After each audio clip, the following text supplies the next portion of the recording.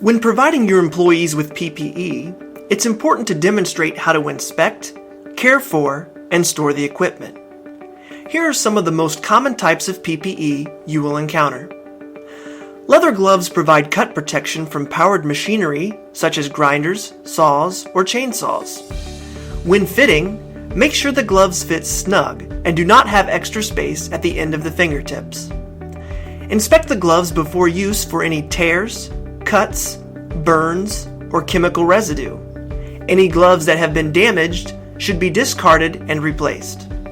Store the gloves in a clean place.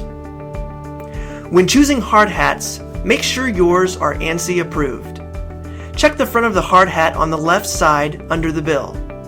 The number to the left of the arrow is the year. The arrow points to the month.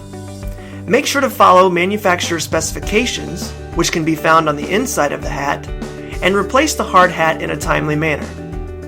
Inspect the outside of the helmet before use for any cracks, dents, or deformities. When assembling the inside of the hard hat, make sure that the ratchet is in the back opposite of the bill.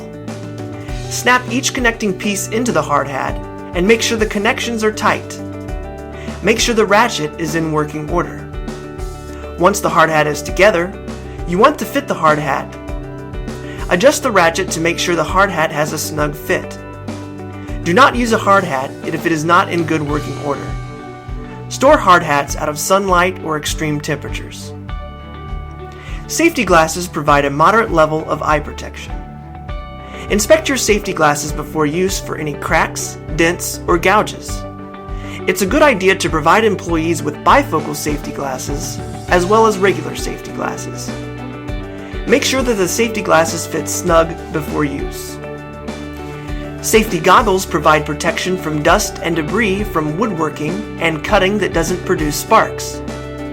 Make sure that there are no holes, cracks, or deformities in the goggle lenses and that the straps are in good working order. When fitting, the goggles should be snug and firmly sealed to the cheek and forehead. Face shields provide protection when working with metal grinding or anything that produces flying sparks. Inspect face shields for cracks or breaks and make sure that the view of the face shield is kept clean. FSS recommends placing the face shield in a large Ziploc bag and storing the face shield next to the equipment it's to be used with. Inspect the ratchet and make sure it's in good working order. When fitting the face shield, make sure it fits snug.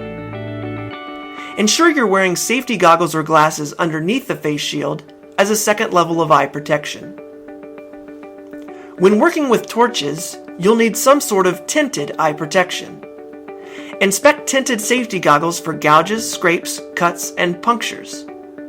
If the goggles are dirty, or if there's any way for light to get through the goggles, discard them immediately and order replacements. Make sure the goggles fit snug to the face. All tinted helmets should fit snugly so that it doesn't flip up and expose eyes with sudden movement. FSS does not recommend welding helmets with automatic tinting due to the risks associated with the tinting not providing adequate protection. It's best to choose tinted eye protection that is tinted 100% of the time. As with hard hats, store any tinted safety goggles or helmets out of extreme temperatures or direct sunlight, as the sun's rays will weaken the equipment's ability to protect. When choosing earplugs, you want to make sure that the plugs you're using are capable of dampening the sound that the employees will be exposed to. Check the box for decibel rating prior to use to make sure that the earplugs will provide adequate protection.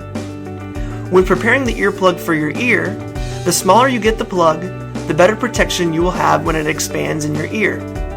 Here's the proper technique for putting in an earplug. Reach over your head with your opposite hand to insert the plug into the ear. The earplug should fit snugly. Ear muffs provide a higher level of protection. Inspect the ear muffs before use by adjusting the ratchet to make sure it's in good working order. When fitting the ear muffs to the head, make sure to adjust the ratchet for a snug, comfortable fit.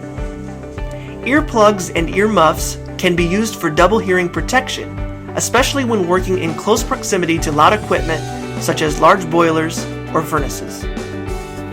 Safety harnesses provide fall protection to employees. Each employee should have their own safety harness. A safety harness should never be used as a community harness. When inspecting the harness, check the O-ring where the lanyard hooks and make sure it's in solid working condition. Check all straps of the harness for burn marks or tears.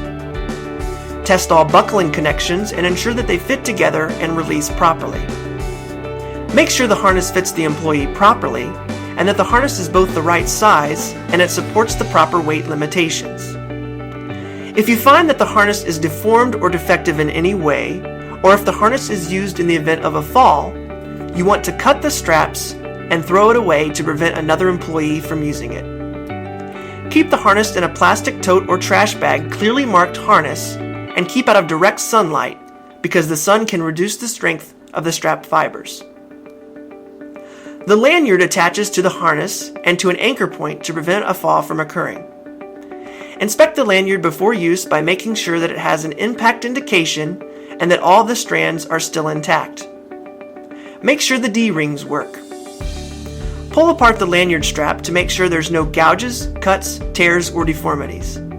As with the harness, if the lanyard has been used in the event of a fall, it should be cut and disposed of immediately. Store the lanyard with the harness. That concludes this brief overview on personal protective equipment. If you have any questions about inspecting, storing, or caring for your PPE, please contact us at support@fssamerica.com.